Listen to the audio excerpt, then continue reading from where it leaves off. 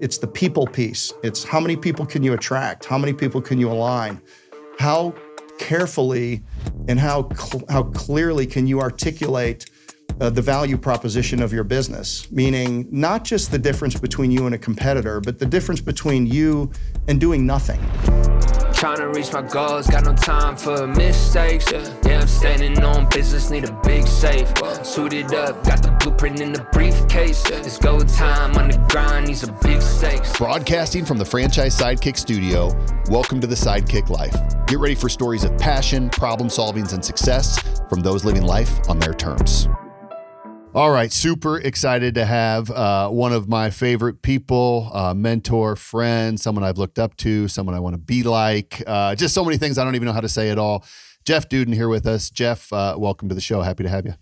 Thank you, Ryan. And if you're plugging for a sponsorship, we can talk about it if you keep talking like that. But likewise, back at you. I've admired everything you've done in this industry. You're considered to be, by myself and so many other people, one of the best and brightest that have jumped into the industry, and really excited to be on here with you and Tyler today. Thanks, man. Appreciate it. So founder, CEO of Homefront Brands, and so much more. And one of the things I love about this is I asked Jeff beforehand, I could read the bio or I'd rather just throw it over to you and talk about it. And you picked the one I like the most, which is, if you don't mind, I'd love to just throw it over to you. Would you mind telling those that joining us here on the Sidekick Life just who you are, a little bit about your backstory, and then we'll dive in? Yeah, 100%. So Jeff Dudan, CEO of Homefront Brands, currently husband, father, coach of 30 of my kids' sports teams, and also a bit of a serial entrepreneur. I recently found out that I have 41 K1s coming in, so I've made a real mess of things for my business office. But so I started a Chicago guy, athlete, chased a football up to University of Northern Iowa. Wasn't a great student, needed some refinement athletically, dropped back to a junior college in Chicago, then out to Appalachian State on a football scholarship way back in 1989. Met my wife there. We're still married to this day. We're passionate about many of the same things, one of which is we're both constantly working on me. Started a painting business because I needed to survive there. So we did a student housing painting business, getting the students that were taking classes over the summer and put a big crew together and would do 15 or 20 apartments a day. That was really my first entrepreneurial experience. Fast forward, South Florida, 1992, Hurricane Andrew cut my teeth in the insurance restoration business, moved up in 94 to Central Florida, and I started the business there with 3 partners that I would ultimately buy them out over the next 10 years, franchise the business, and sell it some 24 years and 11 months later with 240 locations in 37 states. I sold it January 1st, 2019 to Home Franchise Concepts out of Irvine, California. From there, I got very diversified, family office, a lot of different investing and things like that, but ultimately decided to go back and operate in 22 with my son and my brother. So we created the concept of Homefront Brands, and I like the way we went about it, and our thesis has proved to be very durable. And we're doing it in a durable space, which is the property services place. I got into fitness and health and wellness and pets and children and men's clothing and all of this stuff. And what I realized, and when I got into all those different segments, is that property services is the most durable. There's going to be 100 to 150 million more people in this country by 2050. There's increased migration. So when people leave a house and they get a house, there's work to be done. There's a shortage of homes in many of the markets where people are growing. So there's going to be more building to get done, which means more schools, more retail, more hospitals, more everything. So, I like to say that Homefront, you'll never find a Homefront Brands nestled comfortably between a Blockbuster and a Curves, because there's no obsolescence inside of property services. They're always going to need to be done. And the supply-demand curve is in our favor because less young people are doing these things, yet these are things that still need to get done. So, launched Homefront Brands. We went out and acquired 5 businesses. We have our 6th launching next month, and then we have our 7th launching the second quarter next year. I just closed the deal on it. And we very quickly, we platformed them all. We really looked at it and said, we came up with 7 things that said, if we were going to do this the best that we possibly could, what would it be from an asset concept perspective, a technology perspective, a territory perspective, a people perspective, all of those things. And I just kind of, I've always been a little too stupid to fail in my career, and I just allocated the money to build it without, really regard to, I wanted to build the best foundation that I could possible before we ever invited franchisees in. We had a handful of franchisees with the companies that we acquired, but we added about 180 owners over the 15 months starting in March of 23. So we're 215 owners today, close to 700 territories. We've put that all together in about 2.5 years. And I couldn't be more pleased with the sophisticated, professional, collegial, collaborative owners that we have across Homefront Brands. So that's where we sit today. So cool. Yeah. That's incredible. My takeaway is you're UNI Panther. So, playing in the Dome up there, I'm from Iowa. So I remember that Dome very distinctively. The best homecoming ever. So, you guys are known for something up there, UNI. Hey, I on rookie hazing day, I had to sing the corn song, dude. And I may have been doing a handstand in my athletic supporter. Oh my God. I won't even tell you my experience at UNI homecoming. Thrown at me. Hey, hazing was different back in the 80s. Oh, yeah. Yeah, you could say that. You could say that. I think we all have our own. Were you born yet? I was born in 82. There you go. Now you know. So yeah, they didn't haze him that early. Jeff, so much stuff there. I mean, and in between there, you wrote a couple books, you raised an amazing family. So I think there's so much we could talk about, but I want to go back to something that you talked about really quickly. If you don't mind, we want to start there is AdvantaClean. You started at AdvantaClean in college, right? Well, no, it was, I cut my teeth in the business right after college. Okay, I learned the business in a hurricane zone. And then I started it basically in 1994. I graduated in 91. Okay. So a few years after. So, and remind me again, how many years did you grow AdvantaClean? 24 years and 11 months before I sold it. It was really a direct business. We were a very sophisticated, romping and stomping government contracting business, disaster response business. I mean, we responded to everything in the Caribbean and anywhere in the U.S. for those 25 years. We worked a lot in military bases, VA hospitals, all of that stuff. So we were pretty technical. I mean, Navy SEAL diving tanks, rappelling down inside of hydroelectric dams and doing asbestos abatement, all kinds of stuff like that. Working in high profile or high standard type situations like hospitals while they're operating. So we had a big government contracting, commercial services, and disaster response division, and then we were also opening up offices to do residential services around the Southeast as we were going. I never, we all have these inflection points in business, and I had one when I had just established our beachhead after Hurricane Katrina. We went down there and did about $100 million worth of work over 4 years.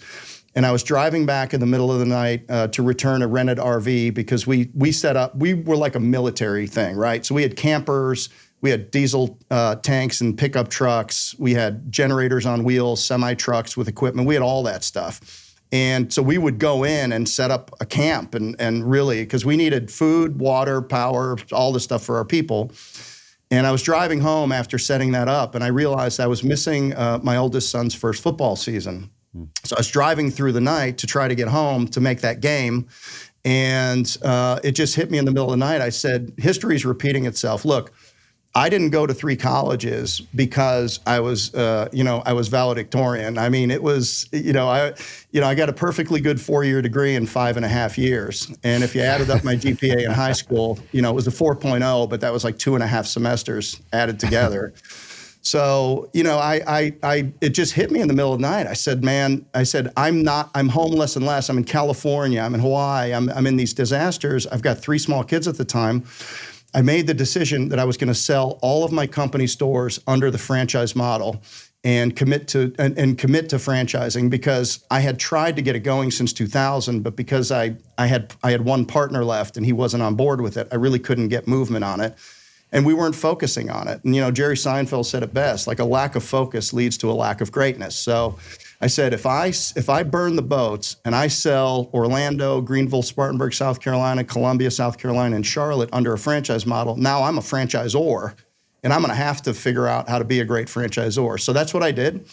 And so we had 4 owners and maybe 13 territories operating during that time. And then, it was right after the great financial crisis. And if you think about our business, it was recession-resistant, third-party payer, super high margin, in grudge buy, in-demand services. So all of the people that had lost their 401ks or they turned into 201ks or had lost their job, we had a lot of 50-something-year-old people that needed something to do to finish out. And we just, preparation met opportunity. We had a big footprint. We had lots of people, lots of equipment. We've been doing it a long time. It was clear we knew what we were doing. And, we got with a couple of the right groups, and man, we crushed deals right out of the gate. So very lucky. I mean, like you have to be there for the luck to shine on you. But I mean, there was a lot of timing that mattered. And then really, 4 times while I was building that business over 25 years, I risked it all and I threw it all away in favor of the opportunity for something else. And on inflection points, they have 3 things. The first thing is people. People that you care about, people that you're responsible to provide for, or people that you want to do something with, and sometimes people that you want to get away from. Right. The other thing is you have an adventure or an opportunity at hand, and then there's always going to be a risk of loss of something. So those, if you're looking at doing a business or a franchise, those 3 things are always going to be in play. Jeff, that's fantastic. So one thing I want to just touch on real quick. So I listened to your podcast with Tommy Mello, which is a fantastic podcast. It was awesome. And you had mentioned that you had monster.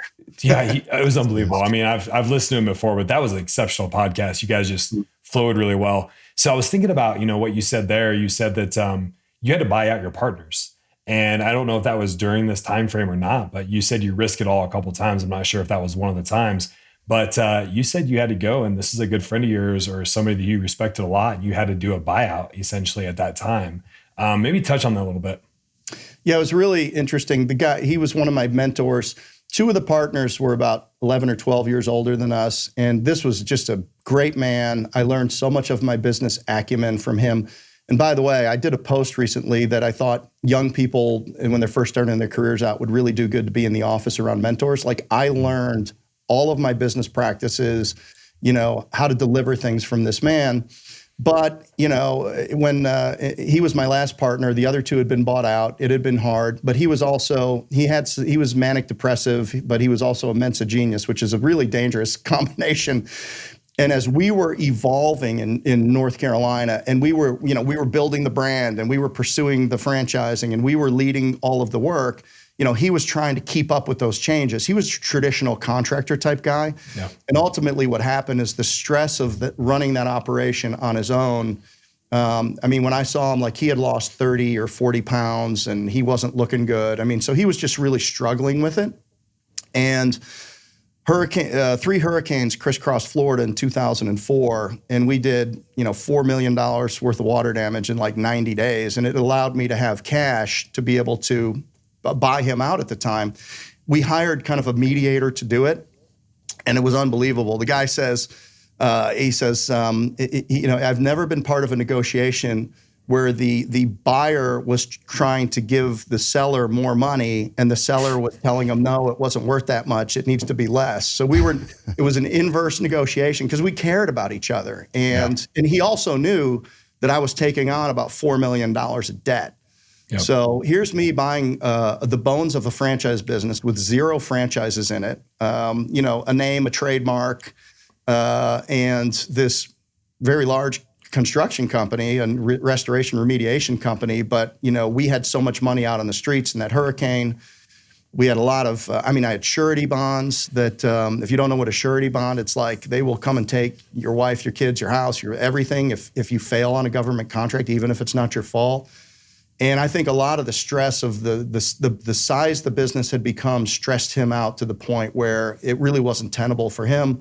And I gave him a great golden parachute. He lives within his means, and what he got lasted him, probably last him a long, long, long time. And I felt good about it. And but yeah, that was that.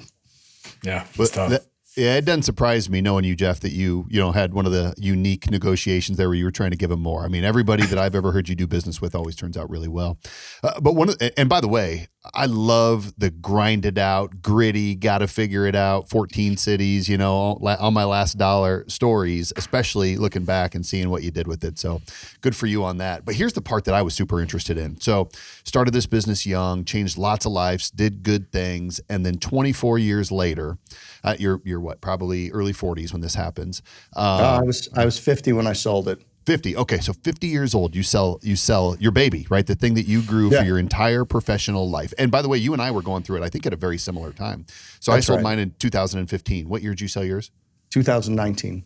19. Okay. So, it's just a few years apart. And I remember when you sold it, I was like, wow, Jeff Dudan is known as AdvantaClean, right? That's all I've known him for.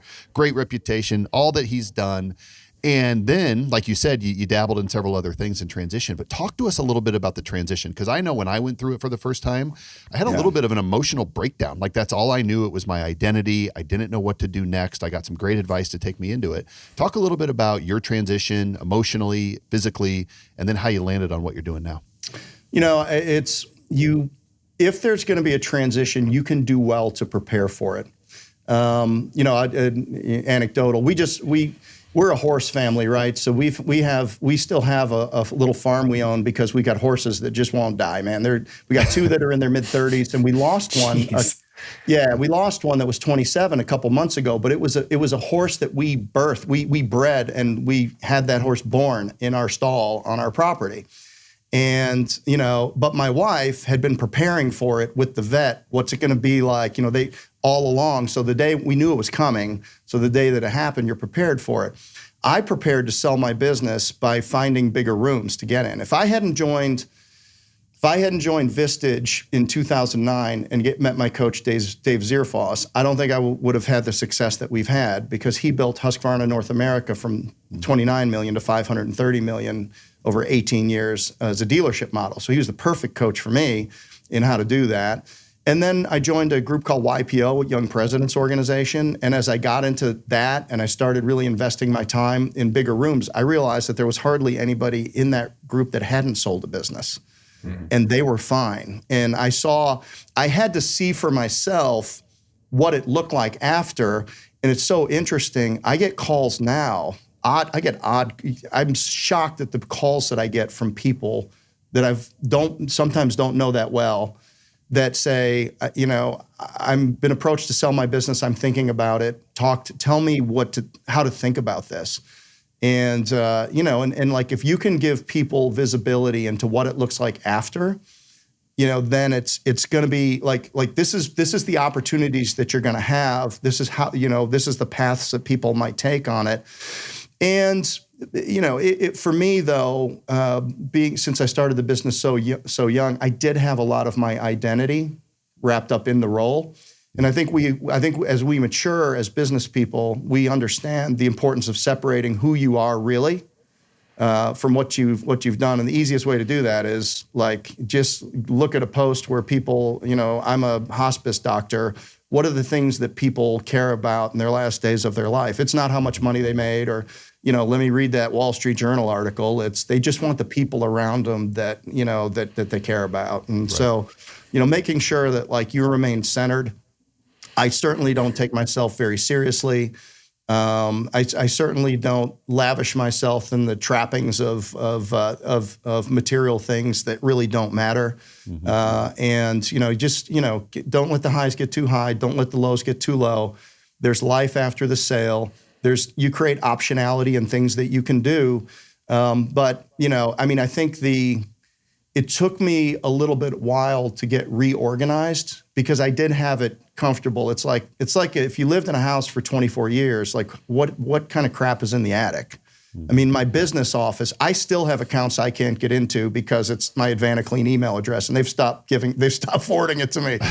And my business office was rental properties, and it was all my real estate. It was everything. Like I had just created this lifestyle support system inside of the business. And then when you go to unwind that and you have to decide, I had a lot of ancillary benefits by being a business owner. I mean, in addition to the tax code, I had freedom. I had people to do things for me. I had all kinds of little benefits that aren't apparent, that the longer you're in business, the more those types of things accrue.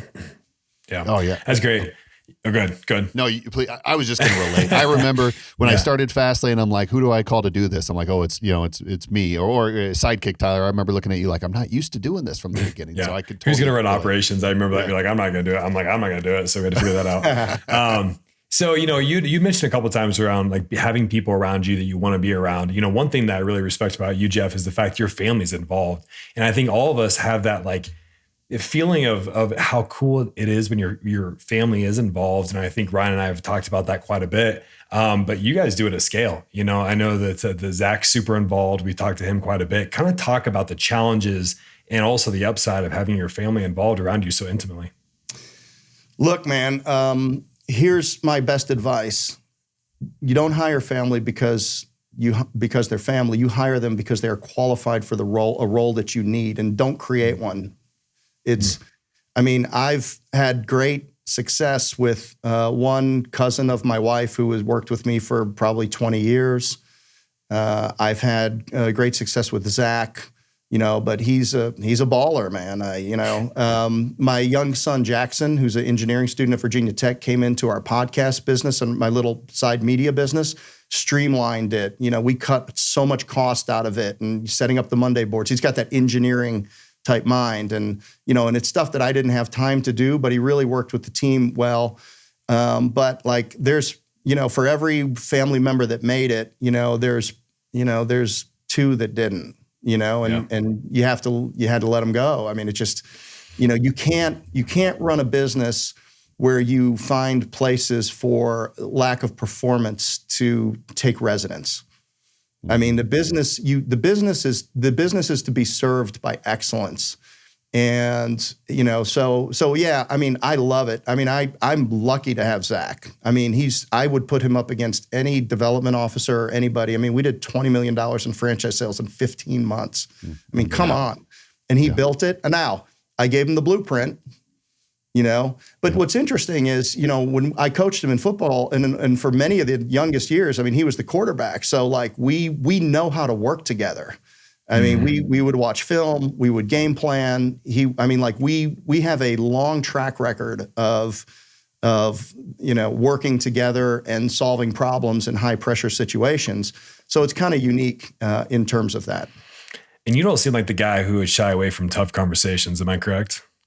It's been learned for me. My empathy scale's a little high, but I think that's what makes me a good franchisor.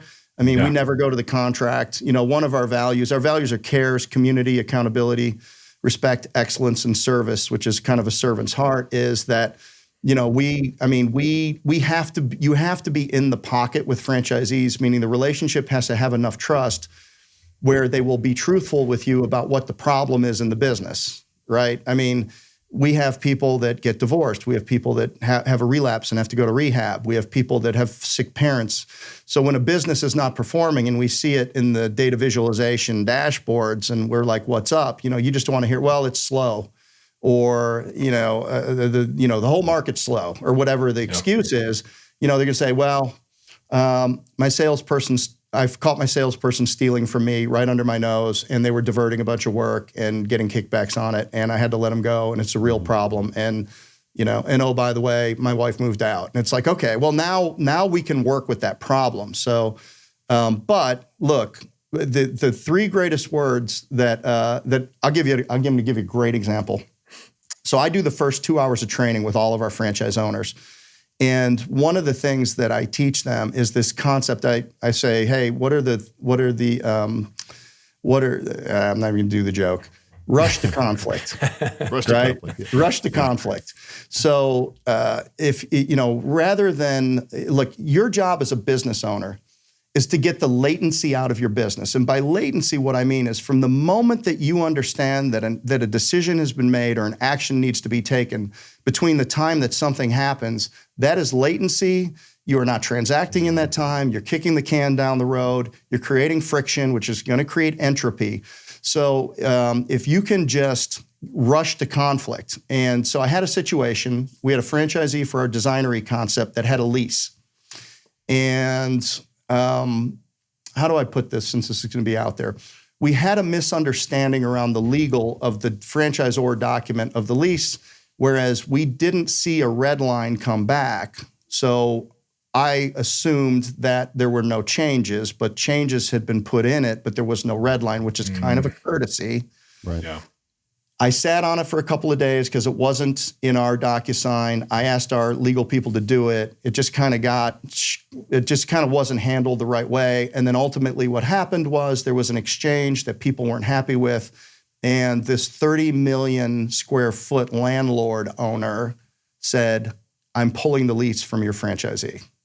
Oh. In all caps and lots of flowery. No, actually the guy was great. I mean, but and by the way, he was right. Like what it shouldn't have, what happened should not have happened. And the fault fell more on us for the response than what actually led to it. I saw it come across. His cell phone was in the thing, and I picked up the phone, and I could hear the steam coming out of his ears as he picked up the phone. And I said, hey, this is who, I'm Jeff Dudan, I'm with Homefront Brands. I just see you sent this email here. So I thought I'd pick up the phone and I thought I'd give you a call. And then I got 2 minutes of it, right? And I'm like, look, that's my fault. You know, that shouldn't have happened. We've got a new employee in there. They don't understand that we always resolve conflicts in a healthy manner. And that, if you're going to say something like that, you don't copy everybody. You criticize in private and you praise in public. And I said, so I will take the corrective action on it. But ultimately, he reports to me and I'm responsible for it. And that just right down. And he's probably coming on my podcast. His wife is watching our podcast. He called me a mensch. And like we create, now there's a guy who, by the way, if he has 30 million square feet of property, he probably needs a national account with temporary wall systems. There you go. Yeah. And, and it was 15 minutes, but nothing is fatal and you can't be afraid to step to the conflict. But if you're going to rush to conflict, you got to learn how to show up without a blow up. Mm-hmm. And there's a great quote that says, the person who can most accurately describe reality without laying blame shall emerge as the leader. So when you rush to conflict in a bad situation or an unclear situation, you just start to, you don't say you did this, we did that, they did this. You just start to describe the reality of the situation, and it de-escalates the situation, and usually reasonable people can figure out like how to get it resolved and how to move forward. I was surprised that it went that fast, but the guy's a great guy, and he was just like, this was not acceptable, what happened. So, yeah, so rushing to conflict and doing that, and most situations are always resulting from a lack of clarity. So when people are unclear about what to do, they do one of three things. Number one, they just do what they think they're supposed to be doing slower, which creates more latency. Mm-hmm. Number two, they make something up and do that, which is going to be wrong. Or number three, they do nothing and they wait so lack of clarity leads to a lack of greatness. Lack of clarity leads to a lack of action. So our big job as leaders is to make sure that we are constantly simplifying things so that people can easily understand and never misunderstand. So good, Jeff. And I love how relevant what you say is. We literally had this conversation today in this office about a misunderstanding on a legal document. And what we do is, our team responded in email with our thoughts and then in the margin over there. And the other side just came back and said, forget it. We don't want to do business. And I said, I think from now on, we have to pick up the phone or get on a Zoom, and we've just got to explain perspectives. Just like you said, I think tone is missed. I think intent is missed. And oftentimes when you rush towards those things and say, hey, I'm a person, here's why it's important to me, tell me what's important to you, solves a lot of problems. So I love it. Okay. When people write things in the margin, that's called marginalia in legal terms. And more people have lost lawsuits based on marginalia than almost anything else. I'm going to remember that term. Be careful what you scribble. That's right. That's right. That's good. All right, I want to fast forward a little bit now. So we talked Advanclean, we talked a little bit about the transition, but Homefront obviously is where you spend your time now. And, the purpose of our podcast here, the Sidekick Life, is all around the idea of we, as entrepreneurs, we are the sidekick to somebody, right? We're a guide. We have their back. So if you don't mind, really quick, talk a little bit about who does Homefront have the back of? Who do you serve? Who's your hero? So it's our franchisee. It is obviously our franchisee. People get into a franchise to solve one of several problems that they're trying to solve in their life. It could be retirement. They think they're short on retirement, so they want to get into something where they can take a little bit more ownership of and earn some equity. Sometimes it's college education for kids. Sometimes it's just, I've been downsized 3 times and I'm tired of it, and I want to get into a situation where if something goes wrong, I'm the last one out the door, not the first one out the door. So there's other reasons why people get in, and more, right? Business is being such a high class asset now. Real estate's high. Kids can't buy a starter home for less than $400,000. Stock market's going up, but it'll have a correction at some point. So businesses, because of the tax code and everything else, becomes a real high class asset. So, our heroes, our franchisees, are trying to solve a problem, and maybe it's their first time in doing it. So you have to realize that if you're a hammer, everything looks like a nail. So if you're a tech person that's been doing tech sales, then you're going to try to make the business fit into your view of what your skill sets are.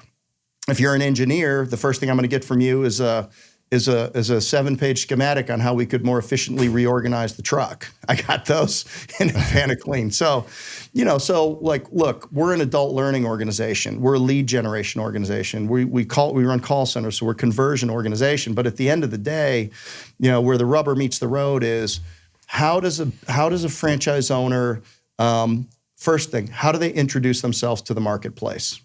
What is their personal brand, and how is that brand aligned with our brand, and how do they actually go out and create a reputation? And your reputation is simply your relationship with people who you have not yet met. How do you create an intentional reputation? How do you attract people to help you build the business? Look, every business has a certain dollar per person. I mean, if you told me I'm in the HVAC controls business and we're 60% commercial and then we do this and that, and I could back in, what's your volume? I could back into exactly how many people you have doing exactly what. Mm-hmm. So they have to go out, and we have to have their back in making sure that they understand the importance of how they conduct themselves in the marketplace to create that reputation and to get entrenched in the community with that. And that's a big deal. So this isn't like I'm giving you a manual to show you how to click this button to create an invoice. Like that's the secondary stuff. Like honestly, the execution of it, once you get a certain number of reps on it, they never need to call you again on a lot of the blocking and tackling things. But what's the difference in business owners, man? It's the people piece. It's how many people can you attract? How many people can you align? How carefully and how clearly can you articulate the value proposition of your business? Meaning not just the difference between you and a competitor, but the difference between you and doing nothing. And so how effective can you get at really at sales, but also transactional sales, but also relational sales? Because the more referrals we get, the cheaper it is to run our business. And referred businesses, when it gets slow, and occasionally does in all industries, they have ebbs and flows, they have seasonality. Like the people that have the strong reputation in the referral base, they always keep a full funnel, where the people that are just having to buy leads because they piss off 1 out of every 3 customers and they don't have a lot of people looking out for them, those are the ones that get really slow when the demand curve comes down a little bit. So we love our franchise owners. I mean, we everything that we did in standing up Homefront Brands was with the intention of creating a smaller number of large franchisees. So from the brands that we put in here, they have large AUVs. From the way that we designed our territories, the systems that sophisticated executives see when they come in are things like they're used to seeing at the billion-dollar company they came from. We invested in learning management, which, a lot of emerging brands don't. And, it's rated 9.7 out of 10 by our franchise owners so that they can hire people and put them through a very sophisticated, and by the way, I'm just approving the budget for next year. I'm like, but it's good. It's got everything we need. And they're like, no, we want to take it to the next level. And it's going to be last year's investment plus some. And I look at that and I'm like, well, I could pocket that money, or we could reallocate that money to something else. Or we can continue to push the envelope in things that are really going to help our franchise owners onboard people, train people the right way, get people engaged with that. So everything we do is for the pursuit of simplifying and clarifying the business so that our franchise owners can be as successful as they choose to be in one or more of our brands by putting them together. And if you want to get a small number of sophisticated, high net worth owners, then they have to believe that if they join, that they have an opportunity to do something that's going to be meaningful. And I'll say another thing. So like, if you think about the balance sheets of your ownership, of your franchisees, I look at it like a cityscape. So if you're, we have $50 million people in our system, man. Like we have big people. We have lots of big people in our system. I'm shocked at the net worth that we have in our platform. And then, by the way, they make great owners because they've been through it and they've proven they know how to make money, and they're not going to get wobbly knees about minimum marketing spends and things, right? So, but I look at it. So the bigger the balance sheet, the taller the building. And if you have a franchise system and it's a bunch of ranch houses, if a ranch house over here gets in trouble, there's no money for somebody to go over and take it over. Mm-hmm. So there's a latent capacity of equity inside of a franchise system that can attract high net worth, sophisticated, collaborative owners. We had an owner that, somebody got a great job and wanted to take the job and, leave one of the businesses. I think we've closed one territory, and I think we've had less than 5 resales out of now 215 owners. And all kinds of things happen. We had an entire family died in a plane crash. Jeez. Wife, husband, 2 kids. We had all of it already. Because it's normal life. All of the things that happen to, are going to happen in your franchise system. But we had a guy say, you know what? And he was not the adjacent territory, but he was one of our top owners. And he said, he goes, you know what? I know that guy wants to get out. Guys, I know that, he's a little noisy or whatever. I'll write him. He goes, I'm going to write him a $250,000 check just to get him out of your hair. Like, what kind of franchisee does that? So what I like to say is, we have their back. We live for them. And then, you teach people how to treat you. In everything that we do, we are creating a standard. And the greatest thing that you can ever give somebody is you can give them your standards. And so like every action we take, every email we do well or don't do well, it either erodes or it increases our relationship equity that we have with our franchise owners. So it's my job to make sure that we all here, our 70 of us at the home office, understand how we need to occur in their lives. And sometimes it is tough love, right? Hey, you're doing 2 of the 11 things that you need to do to be successful. Are you going to be able to get there? Because here's 52 examples of people doing the right things and having the results that you're looking for. Man, I could seriously sit here and listen about the Homefront story for a lot longer than we have, but I want to keep going, and I know I want to spend the last portion of this talking a little bit about your personal life too. Tyler, if you don't mind, I got one more follow-up here that I just want to go into. Yep. So, Jeff, one of the things I appreciate about you, because I feel this in my own life too, is I could tell you got a lot of juice for this business, right? You're fired up about it. You're growing it. It's not lost on me that you said you have 215 territories after just a few years, and Advantage. No. We have 700 territories. We have 215 owners. I'm sorry. Jeez. That's what I meant. Yeah, 700 territories, and Advantage Clean at its end was what, 280? 240, right? So you've obviously got the learning curve down. You figured it out. You're growing a great organization. You got a ton of juice for it. But after you sold Advantage Clean, you were in the situation where you didn't have to, right? You could have gone and drank Mai Tais, and you could have golfed or whatever, watched the Panthers play. But you chose at 50 years, you sold your business at 50 years old, and you chose to come back in. Why? What fires you up about this? Have you seen the Panthers this year? I was going to say that. I'm glad you did. I didn't have to say it. Hey, we got Matt Rule in Nebraska. I'll tell you. Last couple of years, actually. Would have been a bad investment on my time. Well, look, so why would I get all of this road rash for 25 years and with my heart of a coach and my heart of a servant, take it away to a fishing yacht or a golf course somewhere?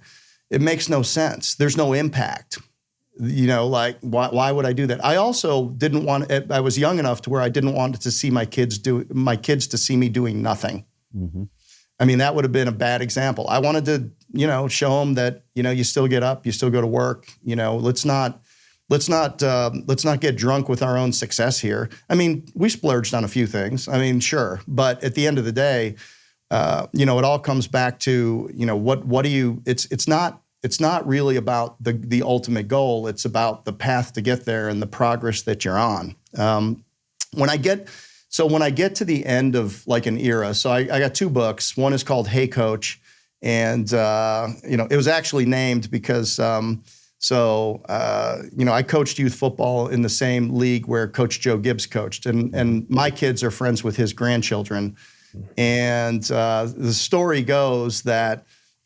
We were in a little jamboree with them before the game. Of course, all the best kids needed to carpool to be on Coach Gibbs' team. So he had all the best kids. You know how it is with youth athletics, right? Yeah. Oh, yeah. And so all the best kids are on his team.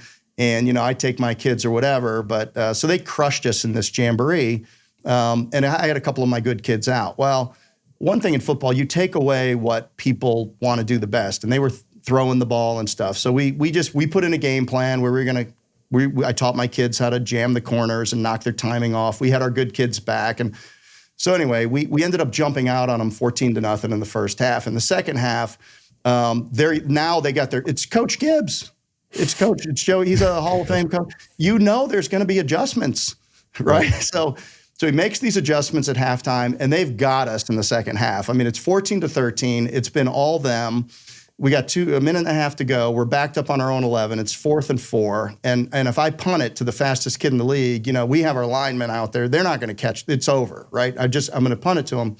Before the game, we put in the freeze tap play where the quarterback just taps and he just stands up and walks through the line of scrimmage. Well, we do that. He gets the first down and all of that. So he was later in the season, he was on ESPN because they were filming him coach the kids. And they're like, you're 7-1. How did you lose a game? And he says, we got out coached, which was great. And so I saw him at a charity event and I was walking out. Actually, the coaching thing was called The Popsicle Plan because we always had popsicles on Thursdays. And I heard from behind me, I said, "Hey, Coach." And it was Coach Gibbs saying that to me. And I talked to him for a few minutes. And I'm like, "Hey, Coach, look, that's the name of the book." So I wrote a coaching book to capture all of our methods about how to get kids to play fast, loose, and happy, play for each other. And I developed a method over the years, which, by the way, was very similar to the method which I coached our franchisees to build their team. So it was very aligned. And then when I sold Advanclean, I didn't, because I don't want to finish something and leave it undocumented in case anybody can make use of it. So when I sold Advanclean, I wrote the book Discernment, the Business Athlete's Regimen for a Great Life Through Better Decisions, and really put all of my models of thought in there and all of this stuff. So if somebody's a young business owner and they're looking at or a first-time business owner, people really get a lot out of it in terms of how they're going to approach, the business. There's just so much good stuff in there. It's not, it's a lot of, anecdotes and it's the story, but it's also really good tactical, practical stuff inside of there. So, as I, and then, so that kind of closes that chapter and, and then really, we care about three things at Homefront Brands. Why did I come back to, I can't just do it for money. What I learned when I sold my business was how little I actually cared about the money. Mm-hmm. And it was nice to have. Now I've lived life without, and I've lived life with. With is better. Surprise. But I didn't care that much. I mean, it was great. Oh, I have a tool now to do something else with. Freedom.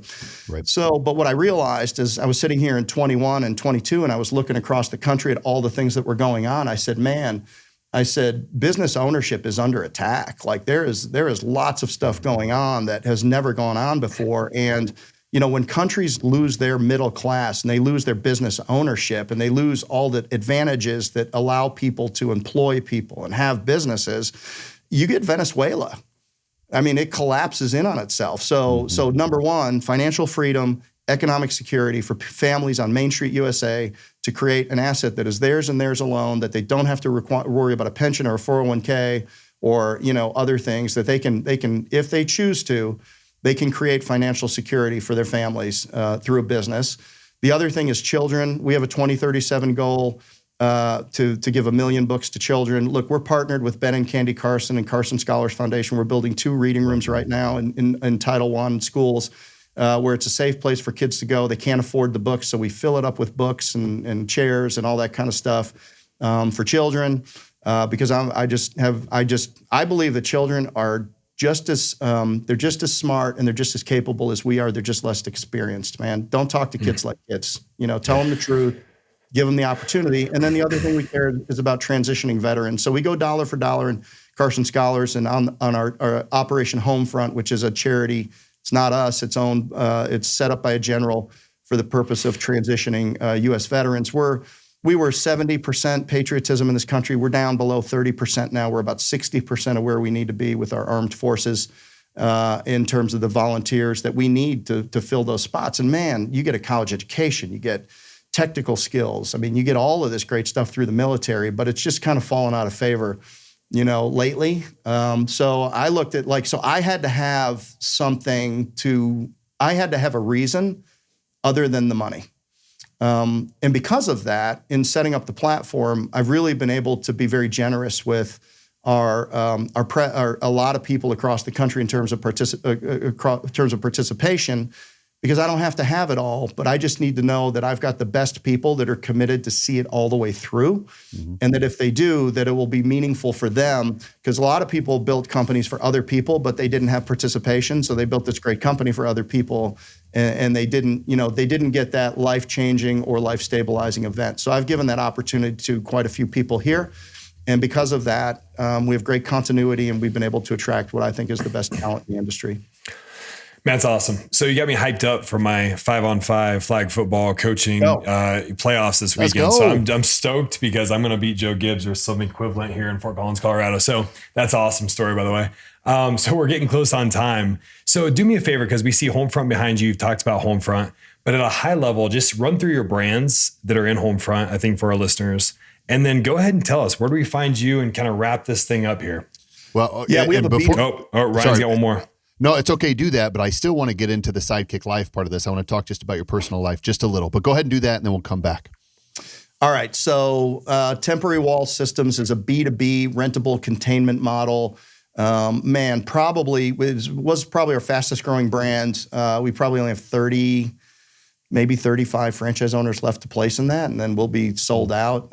It is a really interesting business model where whether it's airports or hospitals or anywhere that's doing construction, strip malls, we have contracts with a truck stop that has 270 locations, going in and putting rentable containment walls. We got several different flavors of those types of things. An incredible partner, a manufacturing partner I've worked with for 25 years, third generation family business. That's our partner in that.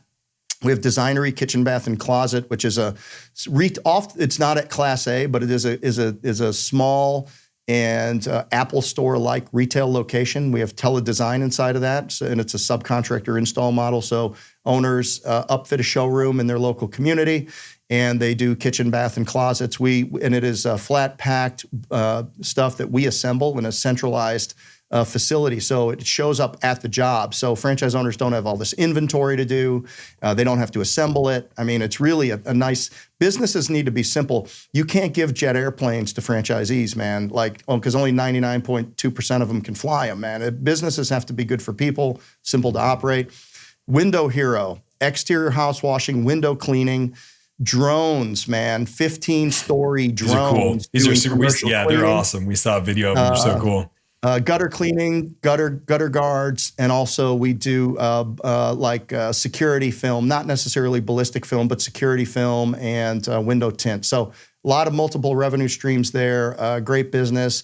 Top Rail Fence, fast growing fencing business. Again, subcontractor model. Very quick. The owners are getting out of the gates on that one really, really quick. And that's just, residential, commercial, agricultural, fence and gate business. This is what it is. What did I leave out? Yard patrol pros. So mosquito, flea, and tick spraying, a little bit of weed spraying, and irrigation repair, which is hard to find people to do irrigation repair, man. There's just not a lot of people to do that. So anything in the yard that we can do there. And I think that's it. Was that 1, 2, 3, 4, 5? And then number 6 is coming out. I'm not announcing it publicly yet, but we're getting the last of the FDD done, and got about 15 or 20 franchise owners that are really interested in taking it on. And we're going to give them first whack at it and to be able to do it. So we got some great owners that have proven themselves to be outstanding. So who better to get out of the gate with on what I think it will be our fastest growing brand from a revenue perspective and every other perspective. I am 100% sure of it on this one. So I'm keeping it as close as I can, as long as I can. And then I've got another one that we're going to be launching. It's in the trades. It'll be launching end of first quarter next year, second quarter. So we'll be up to 7 brands. Did I leave anybody out? I did Window Hero. No, I think you got them all. No, you got them. Right. You got them. And I love it. You just buying a couple more, just a couple more franchise brands. No big deal. Yeah, that you can do that when you have the infrastructure too. Okay, before we tell everybody how they can find you, I just want to go to the other side of the Sidekick Life, right? The reason we call it the Sidekick Life is because when we support enough people, right? When we guide enough people, it usually creates a better life for ourselves. And so often on the podcasts I watch, people don't talk about that. They talk about their business because they love their business and people want to hear those stories. But you said it. You have some horses. You even said, hey, we splurged on a couple of things. Whatever you're comfortable with, tell us what it means for your personal life, right? You've grown these great businesses. You've helped thousands of people live better lives. What's it done for your personal life? Well, I mean, look, I don't know if you know what top level show horses cost, but we did invest in one. So I mean, my daughter is a pro equestrian, man, and but we never really, we had the rider, we had the trainer, but we never really had the horse. So I went out and got the Michael Jordan of the horse industry, and she went and won 2 world championships on it.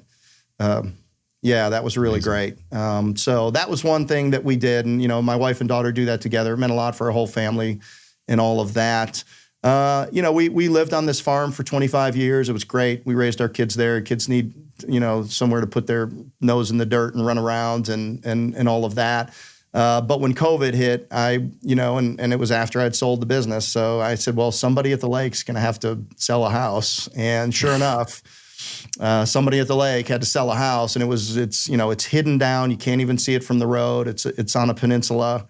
It's probably gone up 250% from the time that I bought it. Well, who would have known what real estate would have done? So that ended up being a really good investment. But yeah, I mean, we live on we got a beautiful, it's nice to, but still, like the reality of it is, I'm looking at the power bill. I'm looking at all the and I live at the corner of the couch, the fridge, and the bathroom. Like that's, I've been up to my bonus room 4 times in 3 years. It's like, why would, so, I mean, but it's nice when the kids come home and there's things to do, or they want to have friends over, and it's lake life, right? So we got a wake boat and we go wake surfing. So yeah, I mean, those types of things, but it's all for family enjoyment. I don't really, my wife and daughter, they're going to take their 3rd, long-term horseback riding trip. They went to Spain, they went to Ireland, and now they're going to New Zealand next year. So things like that. So yeah, I guess when I look at it, I'm getting ripped. Yeah. But you're doing what you love to. I'm here working. That's right. I think your core values align so closely with mine. I mean, you answer the question the same way I do when people say, why did you do it again? And your first answer was, I didn't want my kids to see me sitting around. That's exactly the way that I answer it too. So all of these things that I hear you talking about aren't for you. They're for your family, the people you love, the people that you want to, and I guarantee we're going to see the Dudan kids in, 10, 15 years following dad's footsteps, having amazing lives, having amazing careers, because I think parenting and leadership is more caught than taught, and they're catching a lot off of you. That's a tweet. It's really good. Yeah, it's good. There you go. Well, okay. So Tyler said it earlier. We are out of time. How can people find you? All right. So obviously www.homefrontbrands.com. If you go to homefrontbrands.com, you can see all of the brands there. You can fill out a form if you want to contact us. But like on that page, there's a piece that says education, and you go and find my podcast there. You asked me what I get to do for me. Man, I've got I have a podcast with a great team that we work on this together, and it's called On the Homefront with Jeff Dudan. We've been as high as number 13 on Apple for entrepreneurship. We've had millions and millions of downloads this year. I get to meet people like Robert Irvine and Andrew Zimmern and Ben Carson and Vern Harnish and like just, super smart people. Like we have 120 episodes out. I can't even remember all of the great people we've had. I would have never had the opportunity to meet these people. They become friends. Sometimes they become business opportunities, but like getting to do that podcast. So On the Homefront with Jeff Dudan is a great place to go to get, and go to YouTube, Apple, Spotify, wherever you get it, like and subscribe. And then the other thing is if you go to my Instagram, which is just Jeff Dudan, you can download my link tree. And if you give me your email address, you get a free copy of my book immediately in your email. Mm-hmm. Discernment. So 179 pages automatically showed up for you to delete. You can't press delete that fast. And then if you want to, if you connect with me on LinkedIn, in the little video carousel, there's a copy. You can, there's a Vimeo to my Undercover Boss episode in 2017, which is a good watch for a lot of people. If you want to learn a little bit more between discernment and the Undercover Boss, a little bit more about how we think about building businesses with great people like the franchisees that we have across Homefront Brands. Amazing. Man, Jeff, you've done so much and you're going to still do so much more. I'm glad that we get to be kind of on the sidelines watching you and support your brands. Thank you very much for being here with us. Well, you've been amazing for us, and I really appreciate you working with us. You got it. Okay. Hey, Jeff. Thanks for joining us on the Sidekick Life, where we highlight true sidekicks, entrepreneurs who've got their customers' backs, solve real-world problems, and after helping enough people, get to live the life they've always dreamed of. We'll see you next time.